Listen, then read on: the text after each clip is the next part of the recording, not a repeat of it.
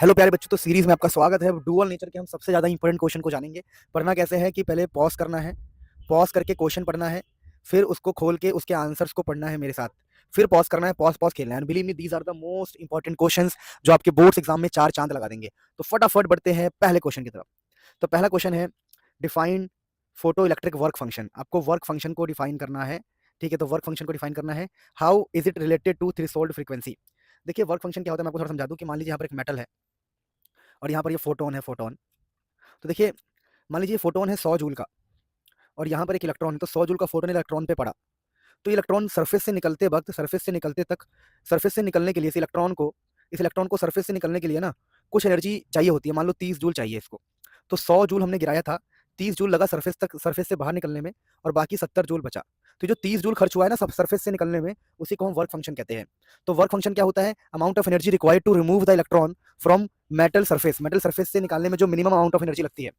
अब एक क्वेश्चन की अभी मैं पढ़ा भी दूंगा, आपको टेंशन मत लो, इनके आंसर्स पढ़ा दूंगा, कोई टेंशन वाली बात नहीं है। आगे आपको सबके आंसर देख, ये तो डेफिनेशन वाले थे इसलिए मैंने इसका आंसर लिखा नहीं, चलो मैं लिख देता हूँ। वैसे तो define work function, define work function में it is the minimum amount of it is a minimum amount of it is a minimum amount of energy of it is a minimum amount of energy of incident photon incident photon for the occurrence of for the occurrence of photoelectric effect. P का मतलब होता है photo electric effect. अब यहाँ पर अगला है how it is related to the threshold frequency. तो देखिए जो वर्क फंक्शन होता है वो होता है एच इंटू एफ नॉट, जहाँ पर इस एफ नॉट को हम बोलते हैं थ्रेशोल्ड फ्रीक्वेंसी। कई लोग ऐसे लिखते हैं, मैं बता दूँ आपको कई लोग कैसे लिखते हैं। देखो अलग अलग तरीके से लोग लिखते हैं। जैसे कई लोग ऐसे लिखते हैं कि फाई नॉट, बता दूँ मैं आपको, ऐसे लिखते हैं phi not is equal to h into f not. कई लोग ऐसे लिखते हैं phi not is equal to h into mu not. ये जो म्यू नॉट और एच नॉट है, जो म्यू नॉट है, या इसी को हम बोलते हैं थ्रेशोल्ड फ्रीक्वेंसी, थ्रेशोल्ड फ्रीक्वेंसी। तो कोई टेंशन लेने वाली बात नहीं है, है ना? बिल्कुल भी टेंशन लेने वाली बात नहीं है दोस्तों। तो फटाफट आगे बढ़ते हैं, कोई टेंशन लेने वाली बात नहीं है। हेलो मेरे प्यारे बच्चों, तो ये क्वेश्चन देखो, लिखा है if wavelength of electromagnetic radiation is double. जो डबल ट्रिपल वाले क्वेश्चन बहुत आते हैं। तो एनर्जी फोटोन का क्या होगा? देखिए एनर्जी ऑफ फोटोन का फॉर्मुला होता है आपका एस सी अपॉन में लैम्डा। अब वेवलेंथ को अगर हम 2 से मल्टीप्लाई कर देंगे तो क्या होगा? देखिए एस सी अपॉन में 2 लैम्डा। तो हमारा एनर्जी अब 2 से डिवाइड हो गया तो हाफ हो जाएगा, हमारा एनर्जी हो जाएगा हाफ। तो what will happen energy to photon, तो एनर्जी आधी हो जाएगी। ठीक है, फटाफट अगले क्वेश्चन पे पास हम बढ़ते हैं। If the wave picture of light, in the wave picture of light, intensity of light is determined by square of amplitude of the wave। ये हमने पढ़ा होगा, intensity is proportional to amplitude का स्क्वायर। हाँ जी, वेव में तो हमने ही पढ़ा था। What determines the intensity of light in the photon picture of light। तो फोटोन में इंटेंसिटी किससे पता लगता है? तो आप लोगों ने पढ़ा होगा कि इंटेंसिटी जो होता है, इंटेंसिटी वो डायरेक्टली प्रोपोर्शनल टू करंट होता है। तो यहाँ पर करंट एंड इंटेंसिटी का रिलेशन होता है दोस्तों। ये ध्यान रखना कि वेव वाले में इंटेंसिटी एम्पलीट्यूड के स्क्वायर होता है, लेकिन फोटोन पिक्चर में इंटेंसिटी करंट के प्रोपोर्शनल होता है। ठीक है ना? तो intensity represent number of photon incidence पर एरिया पर यूनिट टाइम, और ये प्रोपोर्शनल टू करंट होता है। ठीक है, ध्यान रखना। और इसकी डेफिनेशन क्या बता रहे हैं? ऐसे डेफिनेशन बता रहे हैं कि जो इंटेंसिटी है ये होता है आपका number of photons per unit area. मैं करके दिखाता हूँ, number of photons per unit area per unit time. ये इंटेंसिटी आपको बताया जा रहा है, number of photons per unit area per unit time. So अगला क्वेश्चन पढ़ते हैं दोस्तों। For a monochromatic radiation incident on a photo sensitive surface, why do all photo electron not come out will the same energy, है ना? Give reason for your answer. कह रहा है कि आपको याद होगा कि फोटो सेंसिटिव सरफेस है कोई, मान लीजिए ये कोई फोटो सेंसिटिव सरफेस है, मतलब ये फोटोन को सेंस कर सकता है। तो अगर इस पर हम कोई फोटोन डालेंगे तो सारे इलेक्ट्रॉन सेम एनर्जी से क्यों नहीं निकलेगा? तो उसके पीछे लॉजिक क्या होता है? देखिए different electrons belongs to different energy level in the conduction band, कि भैया हर इलेक्ट्रॉन की अलग अलग एनर्जी लेवल होती है। सो दे नीड डिफरेंट एनर्जीज, इसलिए उनको अलग अलग एनर्जी चाहिए होता है। इसको पढ़ लेना, कोई टेंशन वाली बात नहीं है। अगला क्वेश्चन है हमारे पास दोस्तों, वर्क फंक्शन। ये काफी ज्यादा इंपॉर्टेंट क्वेश्चन है दोस्तों। Work function of aluminium is 4.2 electron volt. तो एक एल्यूमिनियम नाम का मटेरियल है, ध्यान दीजिएगा प्लीज, यहाँ पर कोई एल्यूमिनियम नाम का मटेरियल है। Work function of aluminium is 4.2 electron volt. इसका वर्क फंक्शन है 4.2 electron volt. If two photons of each energy इतना एंड इतना आर इंसिडेंट ऑन इट, अगर दो फोटोन है, एक फोटोन है 2.5 इलेक्ट्रॉन वोल्ट का और दूसरा भी है 2.5 इलेक्ट्रॉन वोल्ट का। तो लिखा है ईच ऑफ एनर्जी इतना, if two photons each of energy इतना are incident on it surface. ठीक है, रिपीट हो गया पर एक ही बात है कि इसका जो वर्क फंक्शन है वो 4.2 इलेक्ट्रॉन वोल्ट है और फोटोन की एनर्जी इतनी इतनी है। तो लिखा will the emission of electron take place, justify your answer. देखिए हमारा जो फोटोन की एनर्जी है वो वर्क फंक्शन से कम है। देखिए तो यहाँ पर वर्क फंक्शन जो है ज़्यादा है as compare to energy of photon E से। तो यहाँ पर फोटो इलेक्ट्रिक इफेक्ट नहीं होगा, यानी इलेक्ट्रॉन बाहर नहीं निकलेगा, जो इलेक्ट्रॉन है बाहर नहीं निकलेगा। तो अच्छा क्वेश्चन था, इसे नोट कीजिए।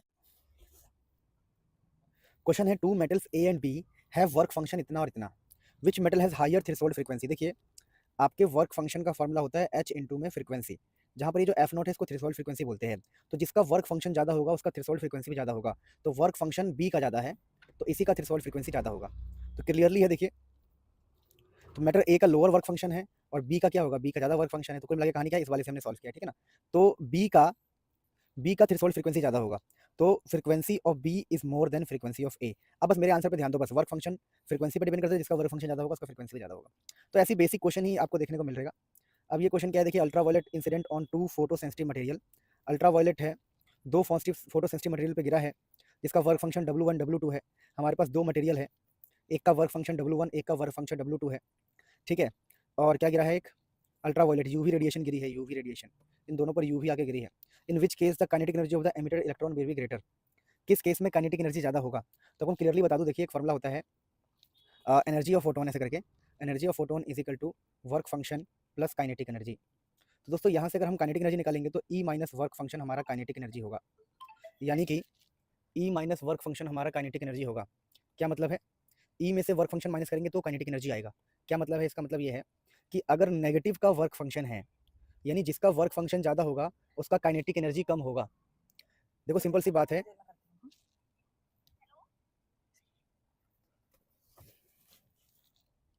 देखो भाई सिंपल है, वो मेरी फैमिली में किसी का कॉल आया था, कॉल उठा रहे थे, इसलिए रुक गया मैं। घर छोटा है ना भाई, 2 कमरे का घर है, भाई की शादी हो गई है, भाई भाभी के साथ रहते हैं और फिर एक कमरे में पूरे खानदान को एडजस्ट करना पड़ता है। रात को हम लोग कान में रुई डाल देते हैं, पता है तुम्हें, सच बोल रहा हूँ मैं। अब क्या करें, कान में रुई नहीं डालेंगे तो दिक्कत होगी। सुनो, दीवार सटा हुआ है ना दोनों भाई भाई के कमरे का। तो काइनेटिक एनर्जी जो है वो हो गया ई माइनस वर्क फंक्शन। अगर किसी का वर्क फंक्शन ज़्यादा होगा तो नेगेटिव वैल्यू ज़्यादा होगा, तो हमारे पास ओवरऑल काइनेटिक एनर्जी कम आएगी। यानी कि ऐसा याद कर सकते हो आप कि काइनेटिक एनर्जी जो है inversely proportional to work function होगा किसी एक लाइट के लिए। अगर कोई एक लाइट अल्ट्रावायलेट टाइप की कोई चीज़ गिर रही है तो जिसका वर्क फंक्शन ज़्यादा होगा उसका काइनेटिक एनर्जी कम होगा। तो वर्क फंक्शन W1 ज़्यादा है ना, तो W1 अगर ज़्यादा है, समझो W1 अगर ज़्यादा है तो यहाँ पर काइनेटिक एनर्जी कम होगी। तो ये आपका आंसर लिखा हुआ है, पढ़ सकते हो, कोई टेंशन वाली बात नहीं है। सेम उसी तरीके से कराया गया है, कोई टेंशन वाली बात नहीं। लिखा है, क्वेश्चन है कि how does the maximum kinetic energy of electron with work function of metal, how does the maximum kinetic energy of electron emitted very with the work function. Work function और kinetic energy का relation क्या होता है, मैंने आपको बताया कि kinetic energy एक प्रकार से कह सकते हो कि वर्क फंक्शन के इनवर्सली प्रोपोर्शनल है। अगर किसी मेटल का वर्क फंक्शन ज़्यादा होता है तो वहाँ पर काइनेटिक एनर्जी कम होता है, ठीक है। तो ऐसा रिलेशन आप बता सकते हो। वैसे तो रिलेशन मैंने आपको पीछे बताया था, ये रहा कि काइनेटिक एनर्जी का फॉर्मूला जो आया था ऐसा आया था आपका ई माइनस में वर्क फंक्शन। अगर आपको याद हो तो देखो, काइनेटिक एनर्जी का फॉर्मूला क्या आया था, ई माइनस में वर्क फंक्शन। तो आप रिलेशन बता सकते हो, ये तो मैंने आपको एक तरीका बताया, इसको आप वर्ड्स में लिख सकते हो, वर्ड्स में। तो दोस्तों अगला क्वेश्चन है, the stopping potential in an experiment of photo electric effect is इतना, व्हाट इज काइनेटिक एनर्जी। तो देखिए ये बड़ा इंपॉर्टेंट होता है। देखिए काइनेटिक एनर्जी का जो फॉर्मूला होता है, अगर पोटेंशियल कभी दिया हो तो ई वी नॉट, ई की वैल्यू 1.6 10 की पावर -19। ये काफ़ी इंपॉर्टेंट क्वेश्चन है दोस्तों। तो काइनेटिक एनर्जी का फॉर्मूला हो गया 1.6 10 की पावर -19 और वी नॉट की वैल्यू है आपकी 1.5 वोल्ट। सॉल्व करना, आंसर मिल जाएगा, ये रहा इसका सॉल्यूशन, ठीक है, कोई टेंशन नहीं है। अब दोस्तों आगे बढ़ते हैं, अगला क्वेश्चन है the maximum kinetic photo electric इतना व्हाट इज स्टॉपिंग पोटेंशियल। इस बार आपको दे रखा है, इस बार आपको काइनेटिक एनर्जी दे रखा है, तो आप लिखो काइनेटिक एनर्जी हमारा क्या होता है, ई वी नॉट होता है। अब काइनेटिक एनर्जी की वैल्यू है 3 electron volt, 3 E V volt और ई इंटू वी नॉट। इस बार हमें दे रखा है काइनेटिक एनर्जी दे रखा है, इस बार हमें काइनेटिक एनर्जी दे रखा है, तो हमने इसको यहाँ लिख दिया। अब पूरा स्टॉपिंग पोटेंशियल बताओ, तो हमें वी नॉट पूछा है, तो इस बार ई से ही काट देना, बहुत ईजी है। तो 3 वोल्ट आपका वी नॉट आ जाएगा, ठीक है दोस्तों, बड़ा ईजी क्वेश्चन था, इंपॉर्टेंट क्वेश्चन था। डी ब्रोगली की हाइपोथेसिस क्या है, आपको पता होगा। डी ब्रोगली साहब ने कहा था कि वेवलेंथ होता है h/mv, ठीक है। तो according to de Broglie hypothesis material particle in motion display wave like property. Material जो होता है ना मोशन में, अगर हो, अगर किसी के पास वेलोसिटी है और मास है तो उसके पास वेवलेंथ भी होगा। तो material in motion display wave like properties, है ना। हेलो प्यारे बच्चों, are matter wave electromagnetic, right de Broglie equation. देखिए मैटर वेव इलेक्ट्रोमैग्नेटिक नहीं होते हैं, पहला बात। और दूसरा डी ब्रॉगली की क्वेश्चन ये है, name the phenomena which so quantum nature of electromagnetic radiation. Photo electric effect. Photo electric effect जो है आपको क्वांटम नेचर या फिर बोल सकते हो पार्टिकल नेचर, ये काफ़ी इंपॉर्टेंट है। पार्टिकल नेचर या फिर quantum nature photo electric effect से पता लगता है। देखिए चलिए अगला क्वेश्चन। क्वेश्चन है बहुत ही ज़्यादा खास क्वेश्चन है, और डेफिनेशन पढ़ लेना चैप्टर के, जैसे थ्रेशोल्ड फ्रीक्वेंसी क्या होता है, थ्रेशोल्ड वेवलेंथ क्या होता है, ये सब पढ़ लेना प्यारे बच्चों, ठीक है।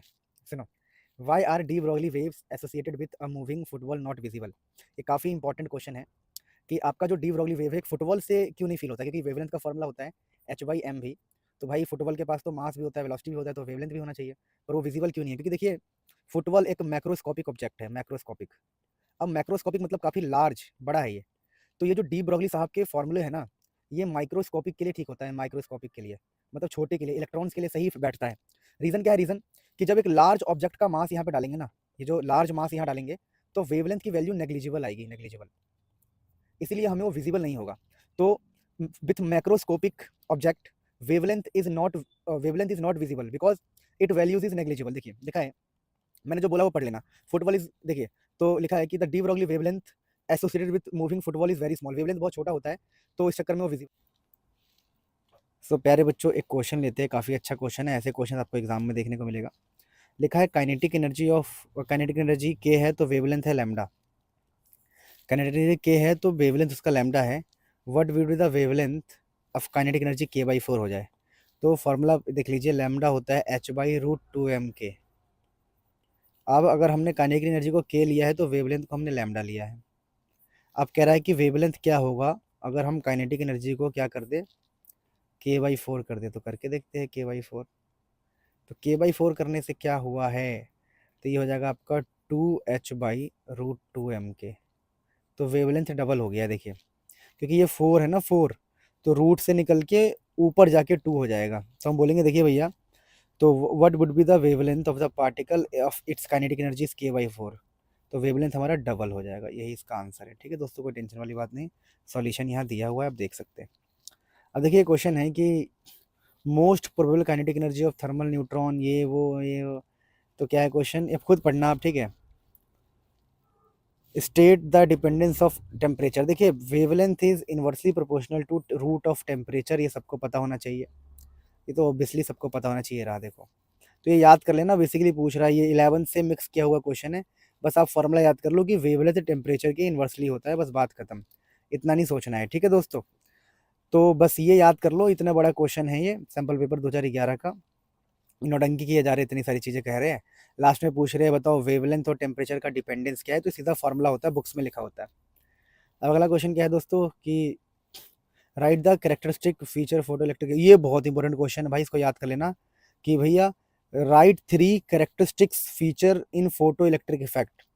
मेरी तबियत थोड़ी खराब है, इस चक्कर में ठीक से बात नहीं कर पा रहा हूँ, उसके लिए सॉरी।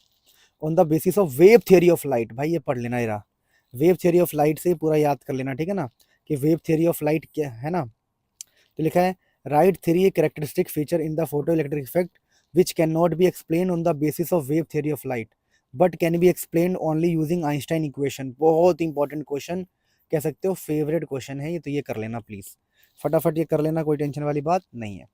अब अगला देखिए, what is photo electric effect, ये तो डिफाइन करना है। फोटो इलेक्ट्रिक इफेक्ट किसको नहीं आता होगा डिफाइन करने, कि जब हमारे पास एक मटेरियल है, उस पर एक फोटोन आके गिर गया, उस पर एक फोटोन आके गिर गया, तो ये इलेक्ट्रॉन निकल गया, इसी को फोटो इलेक्ट्रिक इफेक्ट कहते हैं।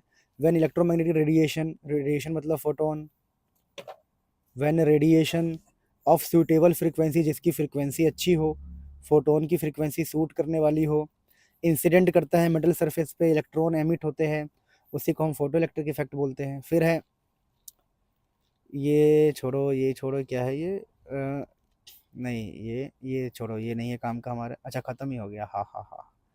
सो गाइस, तो ये हमारे सारे इंपॉर्टेंट क्वेश्चन थे, आई होप आपको अच्छा लगा हो। अब सुनो मेरी बात ध्यान से प्लीज़, कुछ पॉइंट्स को नोट करो। पहला क्या, एनसीईआरटी में जाओ, इस चैप्टर के सारे ग्राफ पढ़ लो, इस चैप्टर से ग्राफ के वाले क्वेश्चन बहुत ज़्यादा आते हैं। दूसरी बात, अगर एनसीईआरटी खोल के पंगे नहीं पालने हैं तो एक छोटा सा वीडियो दूंगा मैं, छोटा सा वीडियो दूंगा डुअल नेचर का, उस वीडियो को देख लेना और आपने इस वीडियो को देख लिया और उस वीडियो को देख लो, छोटा सा वीडियो है न्यूमेरिकल वाला, प्योरली न्यूमेरिकल डले हैं उसमें। भाई इससे बाहर आपके एक क्वेश्चन नहीं आएगा, और ग्राफिकल क्वेश्चन भी मैंने कराए हुए हैं। अभी मैं आपको वीडियो दिखाता हूँ, आप समझ जाओगे। देखो ये क्वेश्चन भाई पक्का देख लेना, डुअल नेचर, ये इसके अंदर सारे ग्राफिकल, सारे इंपॉर्टेंट क्वेश्चन हैं, सारे टाइप के न्यूमेरिकल है। प्लीज हाथ जोड़ रहा हूँ, इसको देख लेना किसी भी हाल में, लिंक इन डिस्क्रिप्शन। और दोस्तों प्लीज सब्सक्राइब करो। रोड पर बैठ के ये वीडियो बना रहा हूँ कि घर में आपको मैंने बताया प्रॉब्लम क्या है, 2 कमरे हैं, भाई की शादी हो गई है, समझ रहे हो, बहुत सारी प्रॉब्लम है, तो बाहर ही काम करना पड़ता है, फिर वहाँ पे चिल्ली चल्ला बहुत चिल्लाहट होता है। सपोर्ट करो गाइज। देखो मैं एक छोटी सी बात आपको बोल रहा हूँ, अगर आज आप मेरी मेहनत को सपोर्ट करोगे तो ये जो कर्मा है ना, कर्मा, ये आपकी मेहनत को अपने आप सपोर्ट करेंगे फ्यूचर में। लेकिन अगर आप आज ने मेरी मेहनत को इग्नोर कर दिया तो जीवन भर आपकी मेहनत को इग्नोर किया जाएगा। ये सच है, जीवन की सच्चाई है, बुरा मत मानना प्लीज़।